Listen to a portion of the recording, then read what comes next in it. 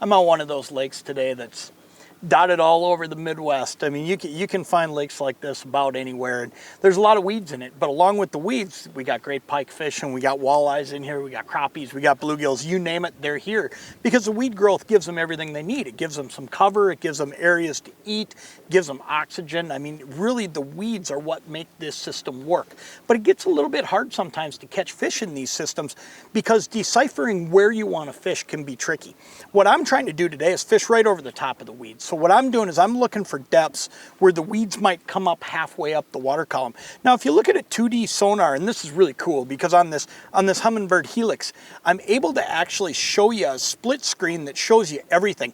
If you look at a 2D sonar right here, what you see is it looks like it's just cluttered. You might even mistake some of this for fish. It's really hard to read what it is. And this is what's so great about down imaging. If you look down here and you look at my down imaging, you can see that I'm actually drawing every single stem. I'm seeing every single weed as it comes up off the bottom.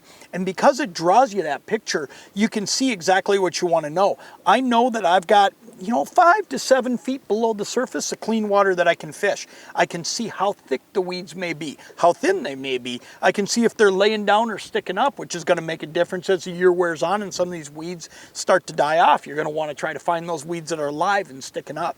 So all said and done, when you're fishing in weeds, one of the greatest tools I have, and you should be using it, is your down imaging unit because you can see everything about that weed bed. And here's what's really cool. There's times you can actually see fish in those weeds too. There's no way you're going to be able to do that with your 2D, but you're going to see them with that down imaging unit. When you put it side by side like this, when you pull up this split screen and look at it, you'll know what I'm talking about. I mean, you just won't go without this again. Down imaging is really the way to go when you're fishing in the weeds. I'm gonna get a line in the water because I'll tell you what, I do believe there's gonna be a pile of fish here.